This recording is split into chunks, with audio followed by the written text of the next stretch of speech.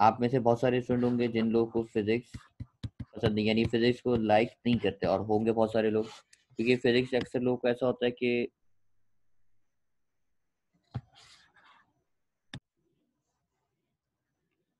Physics कुछ लोगों को पसंद नहीं होती। रीज़न इसका ये कि फिजिक्स में आप दो पार्ट्स को यहाँ पे डील करोगे। दोनों पार्ट्स में आपको अगर बताऊं, एक पार्ट कहलाता है थ्योरी पार्ट और एक कहलाता है न्यूमेरिकल पार्ट। आप में से भी जो मेडिकल के स्टूडेंट्स हैं उनको और ज़्यादा पसंद नहीं होती फिजिक्स, क्योंकि उसमें उनको न्यूमेरिकल पार्ट में कैलकुलेशन करनी होती है। उन लोगों को आमतौर पे कैलकुलेशंस याद नहीं होती कि न्यूमेरिकल करना है तो कैलकुलेशन करनी है। तो मेडिकल वाले जो स्टूडेंट्स हैं उनको तो फिजिक्स पसंद ही नहीं होगी। बहुत कम लोग होते हैं जिनको फिजिक्स पसंद होती है। अच्छा, अब आपको फिजिक्स में दो चीज़ों को डील करना है, एक थ्योरी पार्ट को भी डील करना है, न्यूमेरिकल पार्ट को भी डील करना है।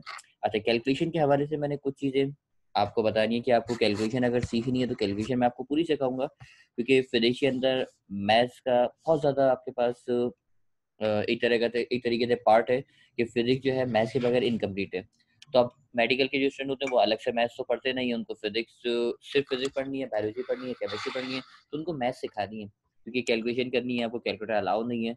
अब कैलकुलेशन करने के लिए कुछ बातें आपको पता होनी चाहिए कि क्या क्या चीज़ें मैं आपको याद करने को दूंगा। तो बेटा कम से कम कैलकुलेशन करने के लिए आपको टेबल्स आने चाहिए। टेबल्स मतलब 1 से लेकर 20 तक आपको टेबल्स याद हो। मैं कोई भी टेबल अगर आपसे पूछूँ ना कि बेटा ये टेबल सुनाओ, 7 8 क्या होता है, आप बोलोगे 7 8 7 8 आप करेंगे 7 1 7 7 2 14 7 3 21। इस तरीके से तो बेकार है।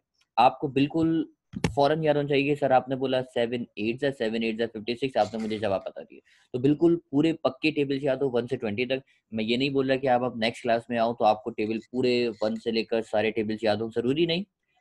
आप थोड़े-थोड़े वक़्त के साथ-साथ याद करो, अपने आप को यूज़्ड टू करो। पहला काम करोगे आप टेबल्स याद करोगे, सेकंड काम करोगे आपको स्क्वायर्स याद होने चाहिए। स्क्वायर्स याद हो, जैसे आप स्क्वायर याद करते हो ना सर, 1 का स्क्वायर क्या होता है? आप बोलेंगे सर 1।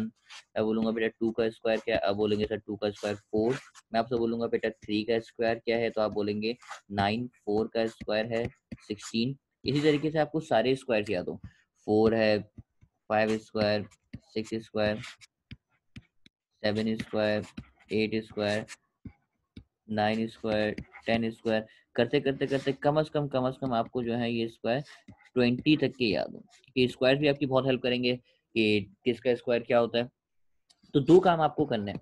अगर आपको अपनी फिजिक्स अच्छी करनी है, तो कैलकुलेशन आपको सीखनी है, और अगर कैलकुलेशन सीखनी है, तो आपको टेबल्स याद होनी चाहिए और स्क्वायर्स याद होने चाहिए।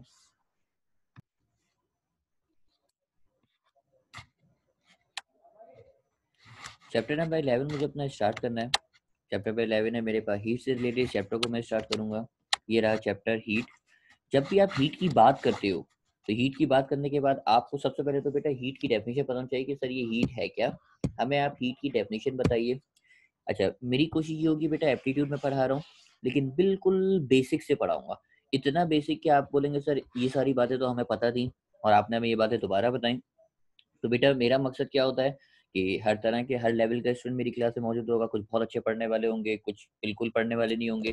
तो कोशिश हम ये करेंगे कि बिल्कुल बेसिक से पढ़ें और एडवांस लेवल तक जाएँ। मतलब आपने बेसिक बेसिक जो चीज़ें सीखी उनको सीख के उनको गैदर करके आप मुश्किल से मुश्किल चीज़ भी सॉल्व कर सको। तो मैं भी बिल्कुल बेसिक से स्टार्ट करूँगा। सबसे पहले मैं आपसे बात करता हूँ बेटा हीट के मुताबिक, हीट है क्या? आप बोलेंगे सर हीट की डेफिनेशन हमने तो एक बचपन में पढ़ी थी, heat is a form of energy. मतलब हीट जो है मेरे पास फॉर्म ऑफ एनर्जी है एसोसिएटेड विद मॉलिक्यूलर मोशन।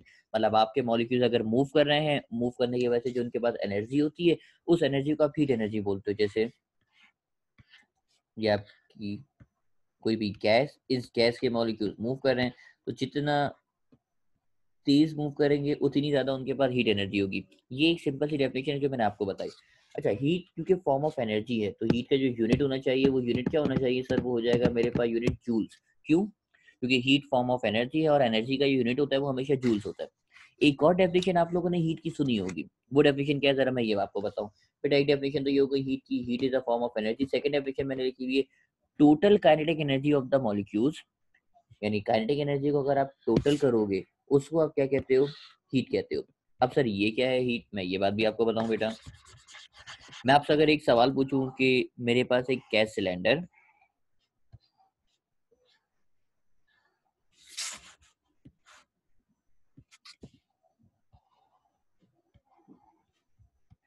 इस गैस सिलेंडर के अंदर मेरे पास 4 मॉलिक्यूल्स मौजूद हैं, सही। ये चारों मॉलिक्यूल्स आपके मूव कर रहे हैं। इसमें से सपोज कीजिए एक मॉलिक्यूल की एनर्जी है, मैंने बोला भाई हर एक मॉलिक्यूल की एनर्जी यहाँ पे 2 जूल्स। हर मॉलिक्यूल की एनर्जी कितनी है? 2 जूल्स। आप बोलिए सर पहले वाले की 2 है तो दूसरे वाले की भी कितनी होगी? 2। तीसरे वाले की आप बोलेंगे सर तीसरे वाले की भी हो जाएगी 2, और बोलूंगा बेटा चौथे वाले की, तो आप बोलेंगे सर चौथे वाले की भी कितनी है? 2 जूल। यानी हर मॉलिक्यूल जो इंडिविजुअल एनर्जी है वो है 2। अब आपसे बोल रहा है हीट कहलाएगी अगर आप काइनेटिक एनर्जी को क्या करो, काइनेटिक एनर्जी को अगर आप करो टोटल। आप बोलेंगे सर टोटल, टोटल करना है ना, सब सारी नंबर्स को प्लस कर लो। 2 + 2 4, 4 + 2 6, 6 + 2 8। यानी इस मॉलिक्यूल की जो हीट एनर्जी है, आप बोलेंगे सर इसकी हीट एनर्जी हो जाएगी मेरे पास कितने जूल्स? 8 जूल। यानी मॉलिक्यूल्स की अगर काइनेटिक एनर्जी को अगर आप टोटल कर दोगे, टोटल करने के बाद जो एनर्जी बनेगी वो कहलाएगी मेरे पास कौन सी एनर्जी? Heat energy. मेरे ख्याल में तमाम लोगों को बात क्लियर होगी। हीट एनर्जी देखने के बाद मैंने लिखा सर टेम्परेचर, क्योंकि जब जब आपके पास टेम्परेचर की बात, हीट की बात आती है तो हीट के साथ एक और लफ्ज आता है और वो मेरे पास कहलाता है टेम्परेचर। अब ये टेम्परेचर क्या है, टेम्परेचर की डेफिनेशन क्या होगी, इसके बारे में भी आपसे बात करते हैं। बेटा टेम्परेचर क्या रहता है मेरे पास? डिग्री ऑफ हॉटनेस और कोल्डनेस, मतलब कितना ज्यादा वो बॉडी हॉट है, कितनी ज्यादा वो बॉडी कोल्ड है। इस चीज को आप सिंपल वर्ड में बोलते हो टेम्परेचर, इस चीज को सिंपल वर्ड में आप बोलते हो टेम्परेचर। ये तो एक बेसिक सी डेफिनेशन हो गई। अब लॉजिकल जो डेफिनेशन आप लोगों ने पढ़ी है वो भी मैं आपको बताऊं। बेटा आप लोगों ने सेकंड डेफिनेशन ये पढ़ी होगी, average kinetic energy of molecule is called temperature. बेटा पता है एवरेज का मतलब क्या होता है? आप बोलेंगे सर एवरेज का मतलब होता है कि बहुत सारे नंबर्स हो, उनका एवरेज अगर लिया जाए, नंबर को प्लस करके उसकी क्वांटिटी से डिवाइड किया जाए तो ये चीज मेरे पास एवरेज कहलाती है। अब एवरेज कैसे निकालते हैं, क्या होता है, मैं आपको सिखाऊं। बेटा अब आपको ये 4 मॉलिक्यूल नजर आ रहे थे, हर मॉलिक्यूल की एनर्जी है मेरे पास कितनी? 2 है। एवरेज निकालने का तरीका होता है तमाम को प्लस कीजिए, यानी 4 हैं तो 4 को प्लस कीजिए और उनको 4 से ही क्या कर दीजिए? डिवाइड कर दीजिए। क्यों? क्योंकि सबको टोटल करो और उसी नंबर से डिवाइड कर दो। यानी 4 मॉलिक्यूल से चारों को प्लस किया, चारों को प्लस करोगे तो आंसर हो जाएगा मेरे पास कितना? आप बोलेंगे सर जब हम चारों को प्लस करेंगे 2 + 2 4, 4 + 2 6, 6 + 2 8, 8 को अगर हम 4 से डिवाइड करेंगे तो आंसर आ जाएगा मेरे पास कितना? 2। अब ये जो 2 आपने निकाला है, ये 2 इसका कहलाएगा टेम्परेचर कहलाएगा, क्योंकि आपने उसका एवरेज निकाल लिया। अगर आप उस चीज का एवरेज निकालोगे तो वो चीज कहलाएगी मेरे पास टेम्परेचर। तो टोटल कर रहे हो तो हीट कहलाएगी, एवरेज ले रहे हो तो काइनेटिक एनर्जी, एवरेज कर रहे हो तो सॉरी टेम्परेचर कहलाएगा। ये मैंने बिल्कुल बेसिक सी बात करी आपसे, हीट और टेम्परेचर। जब टेम्परेचर की बात करते हो तो हमारे पास 3 तरह के स्केल्स की बात आती है। वो 3 तरह के स्केल्स मैंने लिखे हुए आपके सामने, तीनों तरह के मैं स्केल्स आपको बताऊंगा। क्या लिखा? There are 3 main scale used to measure temperature. पहला कहलाता है सेल्सियस स्केल, सेकंड कहलाता है फ़ारेनहाइट स्केल और थर्ड कहलाता है मेरे पास केल्विन या फिर एब्सोल्यूट स्केल। इन स्केल्स के बारे में पता होना चाहिए, इनकी कन्वर्जन आनी चाहिए, डिग्री सेंटीग्रेड से फ़ारेनहाइट में कैसे करोगे, फ़ारेनहाइट से केल्विन में कैसे करोगे। है तो बेसिक सी चीज, लेकिन आप तमाम लोगों को पता होना चाहिए।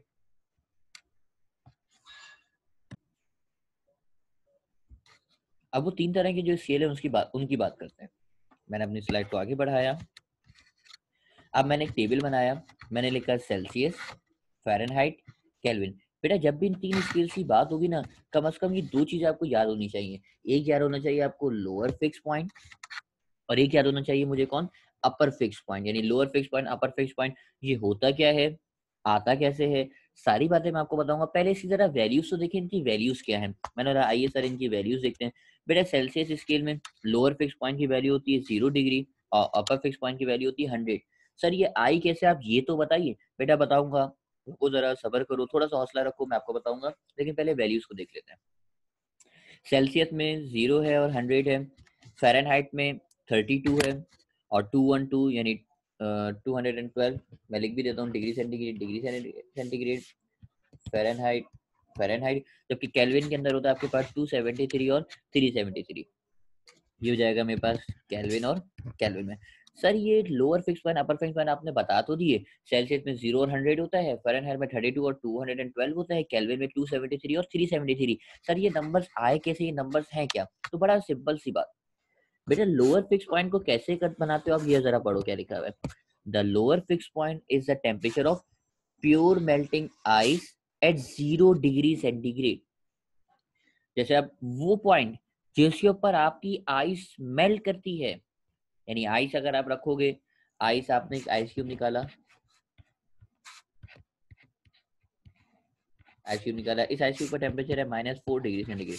तो ये जो मेल्ट करना शुरू करेगी, तो मेल्ट करना किस टेम्परेचर पे करेगी, ये मेल्ट होगी आपकी आइस, यहाँ पे वाटर जमा होना शुरू होगा जब इसका टेम्परेचर कितना हो जाएगा, 0 डिग्री सेंटीग्रेड। यानी वो टेम्परेचर जिस टेम्परेचर पे ये मेल्ट करेगी, वो टेम्परेचर आपका लोअर फिक्स पॉइंट कहलाएगा। यानी लोअर, उसको एक आपने रेफरेंस बना रही है ना कि भाई वो पॉइंट जिस पे आइस मेल्ट करेगी वो लोअर फिक्स पॉइंट है, यानी वो बिल्कुल बेस है।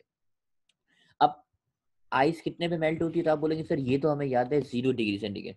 मैं बोलूँ बेटा सेल्सियस में याद है ना, तो डिग्री सेंटीग्रेड में मुझे बताओ फ़ारेनहाइट में कितना है, तो आप बोलेंगे सर ये होता है फ़ारेनहाइट में 32 डिग्री फ़ारेनहाइट। मैं बोलूंगा नहीं, सेल्सियस में नहीं बताओ, फ़ारेनहाइट में नहीं बताओ, मुझे बताओ केल्विन में। तो आप बोलेंगे सर केल्विन में भी कितना हो जाएगा, 273 केल्विन। तो ये आपने 3 पॉइंट्स को फिक्स कर दिए, सेल्सियस, फ़ारेनहाइट और केल्विन में। इस बात को इरेज करके आगे बढ़ते हैं। मैंने बोला सर लोअर फिक्स पॉइंट तो हो गया, लोअर फिक्स पॉइंट के बाद मैंने हेडिंग डाली कौन सा पॉइंट, अपर फिक्स पॉइंट। अब अपर फिक्स पॉइंट में उसने बोला कि भाई वो टेम्परेचर जिसके ऊपर क्या बनती है, स्टीम बनती है। तो स्टीम कब बनती है, आप बोलेंगे सर स्टीम जब बनती है जब आप वाटर को क्या करते हैं, बॉयल करते हैं। यानी दो तरह के पॉइंट हो गए, या तो आपका वाटर आइस बनेगा, आइस बन के फिर वापसी मेल्ट होगा, या फिर आपका वाटर क्या बन जाएगा, स्टीम। यानी वाटर की दो फेस आपने ली, वाटर से या तो आप स्टीम बनाओगे या फिर वाटर से आप क्या बनाओगे, आइस बनाओगे। जिस टेम्परेचर पे आइस बनेगी वो टेम्परेचर कहलाएगा मेरे पास लोअर फिक्स पॉइंट, और जिस टेम्परेचर पे आपके पास स्टीम बनेगी वो कहलाएगा मेरे पास कौन सा, अपर फिक्स पॉइंट। तो मेरे ख्याल में अब आप लोअर फिक्स पॉइंट की वैल्यू भी बता सकते हो, अपर फिक्स पॉइंट की वैल्यू भी बता सकते हो, और आपसे पूछे कि बेटा लोअर फिक्स पॉइंट कैसे आता है, ये भी आप जवाब दे सकते हो, और अपर फिक्स पॉइंट कैसे आता है आप ये भी जवाब दे सकते हो। बड़ी आसान सी आपके लिए बात हो गई। इन बातों को इरेज करके इनकी कन्वर्जन का एक छोटा सा फॉर्मूला है, जो फॉर्मूला आपको पता होना चाहिए और याद होना चाहिए। फॉर्मूला मैं आपको सिखाऊं, मेरा एक फॉर्मूला आपको नजर आ रहा है, C upon 100 is equal to F minus 32 upon 180 is equal to K minus 273 upon 100। एक फॉर्मूला है।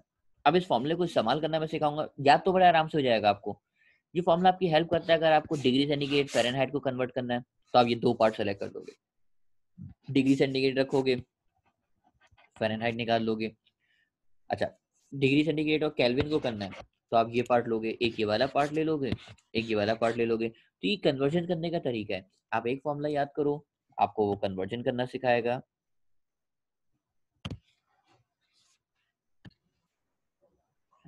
ये जो फॉर्मूला आपके सामने था, इस फॉर्मूले को इस्तेमाल करके भी आप देख लेते हैं जरा कि फॉर्मूले को किस तरीके से आप इस्तेमाल करोगे, क्या सवाल आएगा। एक सिंपल सा मैंने सवाल दिया आपको, सवाल लिखा हुआ है, तमाम में जरा सवाल पढ़िएगा और देखिएगा इसका जवाब क्या हो सकता है जल्दी से। अच्छा, कोई भी जवाब आपको सही आ रहा हो, गलत आ रहा हो, आपको तुक्का ज़रूर लगाना है। मुझे मैसेज कीजिए option A, B, C, D, जो भी आपका जवाब आ रहा है। आप लोग के जवाब यहाँ पे आ रहे थे कि सर टेम्परेचर वाला सवाल। अच्छा चलो मैं इसको सवाल को सॉल्व करने की कोशिश करता हूँ, मैं आपको बताऊँ। बेटा पहला टेम्परेचर वो दे रहा है 200 डिग्री सेंटीग्रेड। आप बोलेंगे सर ये लिख दिया T1 is equal to 200 degree centigrade, और दूसरा आपको बोल रहा है 300 डिग्री सेंटीग्रेड। आपने बोला sir T2 is equal to 300 degree centigrade. अब आपसे बोला क्या निकाल के दिखाओ, चेंज ऑफ टेम्परेचर। बेटा आप डायरेक्ट भी कर सकते हो, डायरेक्ट मुझे कोई मसला नहीं है, आप डायरेक्ट भी सवाल सॉल्व कर सकते हो, लेकिन अब मैं एक स्टेप खुद जानबूझ के आपको करके दिखा रहा हूँ। बेटा डेल्टा टी का जवाब हो गया sir T2 minus T1। T2 की वैल्यू कितनी है, आप बोलेंगे सर T2 की वैल्यू है 300, ये रही। T1 की वैल्यू कितनी है, आप बोलेंगे सर T1 की वैल्यू हो गई 200। 300 में 200 को माइनस करेंगे तो कितना आ जाएगा, 100। बेटा मुझे बताओ इसका यूनिट क्या है। आप बोलेंगे सर अरे सर आपने क्योंकि डिग्री सेंटीग्रेड को माइनस किया है तो यूनिट किस में आएगा, डिग्री सेंटीग्रेड में आएगा। तो जवाब इसका क्या बना, इसका जवाब मुझे मिला 100 डिग्री सेंटीग्रेड। आप बोलेंगे सर 100 डिग्री सेंटीग्रेड तो आ गया, लेकिन 100 डिग्री सेंटीग्रेड ऑप्शन तो है ही नहीं, हमारे पास 100 डिग्री सेंटीग्रेड नहीं है, बल्कि ऑप्शन कितना है। आप बोलेंगे सर 100 नहीं है, 100 के अलावा है। आप बोलेंगे सर डिग्री सेंटीग्रेड को अब हमें केल्विन में करना चाहिए। अगर आपको यहाँ पे सवाल नजर आए कि सर जवाब इसका क्या होना चाहिए, जवाब देखने की कोशिश करते हैं, गलत जवाब भी हो सकता है, सही भी हो सकता है। आप बोलेंगे सर कोई मसले की बात नहीं है। देखिए अगर आपने लिखा 100, अब इसको केल्विन में करने के लिए प्लस करेंगे 273, तो जवाब आ जाएगा मेरे पास कितना, 373 केल्विन। ये मेरे पास एक सिंपल सा जवाब आया कि सर इसका जो जवाब हो सकता है वो क्या हो सकता है, 373 केल्विन। यानी आप दोनों को माइनस करेंगे, 100 डिग्री सेंटीग्रेड टेम्परेचर आया, टेम्परेचर को केल्विन में करने के लिए जो करेक्ट जवाब है वो करेक्ट जवाब कितना है? Option number A 373 kelvin. आप लोगों ने सॉल्व तो किया, आपने जवाब भी निकाला 373 केल्विन, लेकिन मैं बोलूंगा बेटा आपने जवाब निकाला, ये जवाब आपका गलत है, इसका ये जवाब है ही नहीं, 373 केल्विन नहीं हो सकता। आप परेशान होंगे। इसका करेक्ट जवाब देखते हैं। भाई मैंने बोला ये एमसीक्यू था, इस एमसीक्यू का करेक्ट जवाब है 100 केल्विन।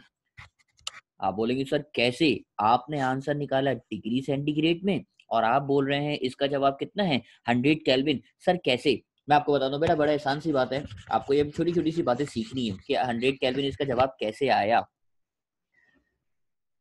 सबसे पहले तो एक बात आप याद रखो बेटा, चेंज, ये शॉर्ट ट्रिक मैं के तौर पे बता रहा हूँ आपको, ये पता होना चाहिए कि भाई चेंज इन टेम्परेचर हमेशा जितना डिग्री सेंटीग्रेड में होता है उतना ही किस में होता है? केल्विन में। यानी चेंज इन टेम्परेचर आपका जितना डिग्री सेंटीग्रेड में होगा उतना ही किस में होगा? केल्विन में। तो आप बोलेंगे सर अगर तो ये 100 डिग्री सेंटीग्रेड है तो यही बराबर किसकी हो जाएगा? 100 केल्विन के। लेकिन आप में से कुछ लोग सोच रहे हो कि सर यकीन नहीं आ रहा, आप प्रूफ करके दिखा दीजिए। भाई होता है ना कुछ लोगों को आदत होती है प्रूफ करने की, चलो मैं प्रूफ भी करता हूँ, बड़े आराम से आपको प्रूफ कर सकते हैं। बेटा मैंने बोला T1 है मेरे पास 200 डिग्री सेंटीग्रेड, केल्विन में करने के लिए प्लस करूंगा 273। तो मैं अगर आपसे जवाब पूछूंगा, मैं आपसे अगर जवाब पूछूंगा तो आप बोलेंगे सर ये हो जाएगा 473 केल्विन।